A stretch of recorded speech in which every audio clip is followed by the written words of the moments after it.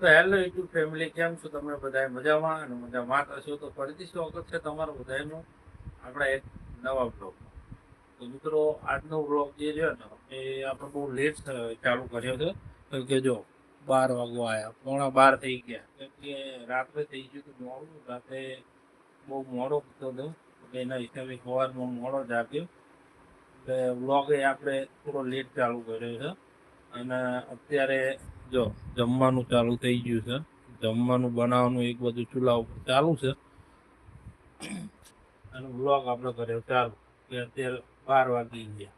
હવે અત્યારે આપણે છે ને એક ટેપ હરકું કરવાનું પહેલા, કેમ કે પરમ દિવસથી ચાલુ થાય છે દશામાના વ્રત.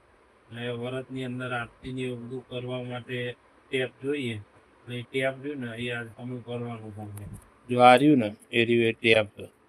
પેલા ટેપ અમુક કરી નાખીએ, પછી આગળ બીજી વાત કરીએ. તો ગાઈસ, ખોલી તો નાખ્યું છે ટેપ, પણ હજુ એક્ઝેક્ટલી ખબર નહીં પડતી, કેમ કે આપણા કારીગરને એટલે ખબર ના પડે ને એટલી ટ્રાય કરીએ છીએ. થઈ જાય તો સારું, ને પછી દવાખાને લઈ જવું પડશે કામ કરાવવા માટે. બધું ખોલીને મેલ્યું, આ બસ ખબર પડે ખરખું કરવું પડશે. તો ગાઈસ, આ અમારી પીછા છે ને બહુ હેરાન કરે છે. જો વચ્ચે વચ્ચે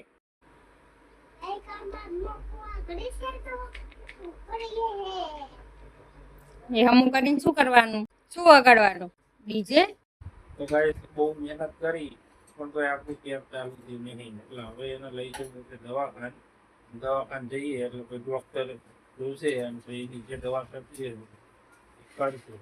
હવે બીજો કોઈ આપણી કોઈ ઓપ્શન છે નહીં. એટલે હવે દવાખાને લઈ જઈએ, દવાખાને લઈ જઈને ચેક કરાવીને પછી ખબર પડે કે શું પ્રોબ્લેમ હશે. ચાલુ થાય છે પણ બદલાતું નહીં અને અવાજ નહીં આવતો.